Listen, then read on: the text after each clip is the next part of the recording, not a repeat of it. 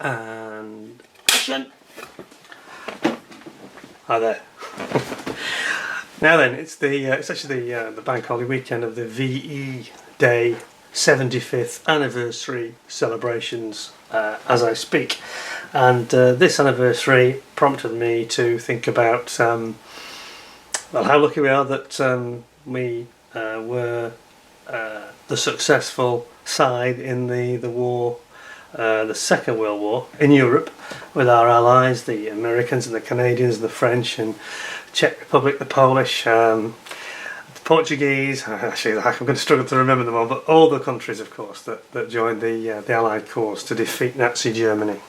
Anyway, the reason I thought this might be a good opportunity to do 2 or 3 reviews, I'll separate them rather than do one long one because they're too long. So I'm going to do 3 reviews, and we're going to talk about sort of 1944, 1945 models, and a little bit of the history as well. And I'm going to start, as we're in these rather troubled times at the moment, I thought it'd be nice to start with my go-to place for cheering myself up. Now, you may have seen some of my other videos, many of them, and you may have seen the contents of my model stash, which is not excessive, I don't think, but it's about 160 models. There are people with 400 or 500, which I don't know where they put them, to be honest, but anyway, I've got about 160, of which 126 I think it is are Matchbox, and you've probably seen the other videos. We won't dwell on that. But now, of the rest of my models, there's probably 7 or 8 that are just really brilliant, and I've built a couple of them recently in the last year or 2, and there are some real peachy ones which I'm not building only for reasons of space, to be honest. I've run out of space. But anyway, enough of that. Let's just get into what is my personal #1 favourite kit I have in my stash. Sadly, it's probably not going to get built in the next year or so, but I do want to build it, and you'll see why, because it's amazing. It won't come as a huge surprise to anybody, but it's under this cover. And let's talk about some of the history. So, without giving too much away, I'm going to start off talking about a big air raid that took place in 1944, 18th of February I think it was, a mission called Operation Jericho. Now, it was called Jericho because the intention was to breach the walls of a prison at Amiens in northern France.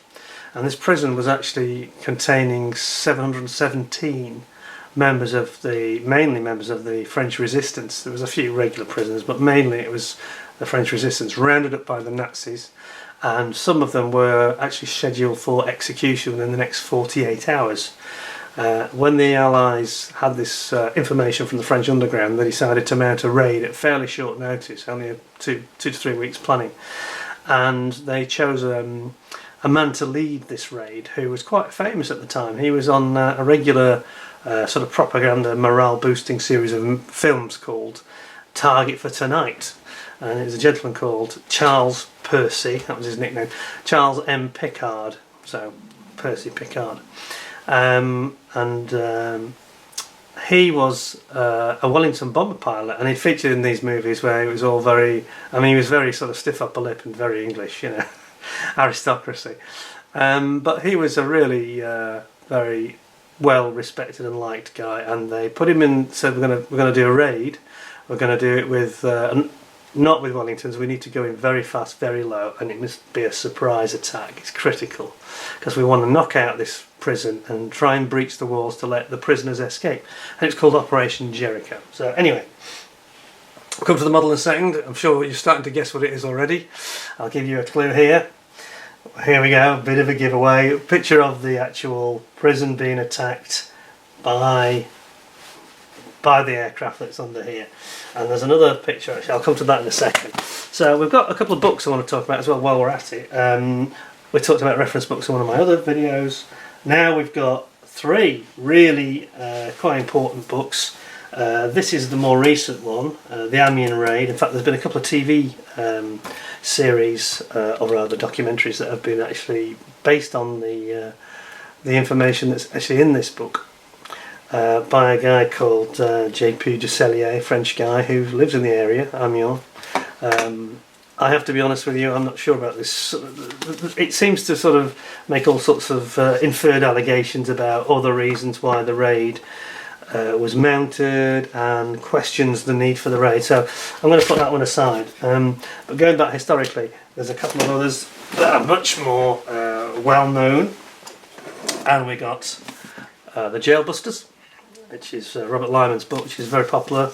I think it was written about 20 years ago, and goes into the details, talks about some of these people that are in the prison, talks about the French underground and all the brave people that were involved in getting out this intelligence that was needed, and then goes to tell you all about the raid itself and the outcome.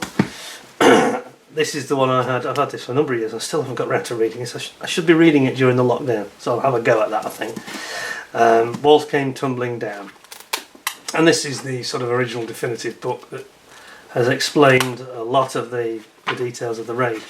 And I'll talk about that a bit more in a second. But so you've got this raid takes place. What's a little bit sad about it is that they actually were successful. They breached the walls of the prison. It was very, very harsh weather conditions. It was lots of snow and ice, very, very poor visibility. But they breached the wall. 103, I think, prisoners managed to escape. I think that... sorry, that's wrong. I've got it the wrong way. Sorry, 103 died, sorry. Actually, 103 fatalities. They actually knocked out the Nazi guardhouse. This does not include the number of Germans that are German soldiers. That's a much more unknown figure, but probably about 120, 130 German soldiers are killed as well, because they pretty much destroyed the place that they were, where they were having their lunch. It was a lunchtime raid.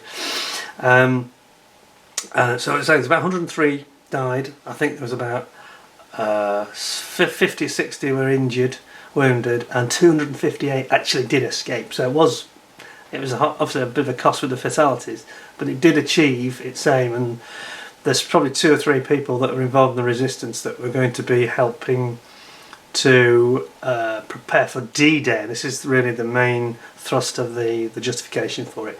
So they were going to prepare for D-Day, and they needed some of these key men out, and they did succeed. And most of the key men that got out, they escaped. And they went back into the underground and resistance and helped to make D-Day a success, leading to victory in Europe. There is one footnote to the story though, which is rather an unfortunate one.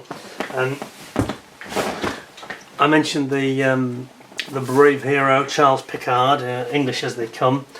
He, I'm afraid, didn't make it. Now this is a famous painting of a few moments after the raid. He actually, I don't think he actually ever dropped his bombs. He actually basically led them in, and he was going to go in on the second wave and another attack.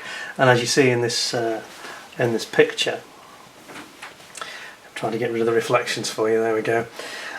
He was bounced by some Fokker wolves from the nearby airbase just on the east side of Amiens. Came up, and because he was circling back round, the first wave had escaped, and unfortunately this Fokker wolf got him. And if you look very carefully at that picture, you can see underneath and to the left of the aircraft, these are all bullets hitting the ground, just missing the Mosquito.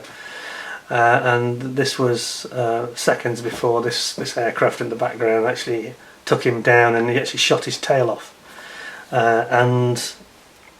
Sadly, the Picard's aircraft then spiralled into the ground, actually just near the copse of trees that you see that's depicted in the painting.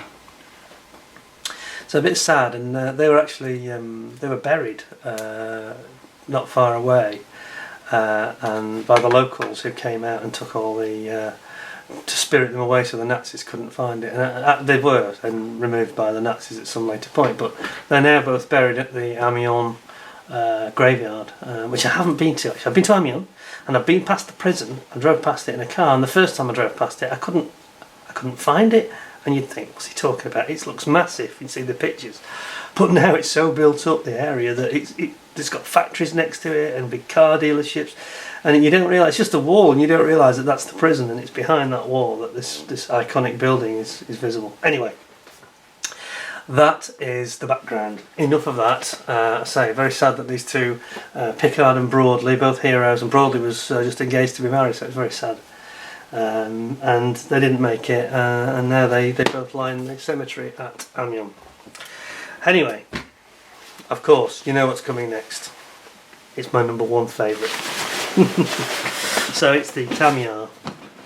And it is Pickard's actual aircraft that Tamiya have depicted, which is extra pleasing, because I've always thought this story was a very interesting one. So you can see here that we have very similar background and the sort of area around the Amiens vicinity that they've depicted in this great artwork that's on the cover. And yeah, it's going to be a cracker. So, you know, I think to anybody who's getting a bit down with the coronavirus, lockdown, all that sort of stuff, go dig out your favourite and have a look at it. And what I'll do is I shall do a full review on this in a separate video, which will follow this one, just to keep it a bit shorter. So please stay tuned, and we'll crack into this box and you can have a damn good look at what's inside and perhaps realise why I think it's so special. Okay, in the meantime, thanks for watching, and please tune in to part 2 later on. Thanks for now. Cheers. Bye bye.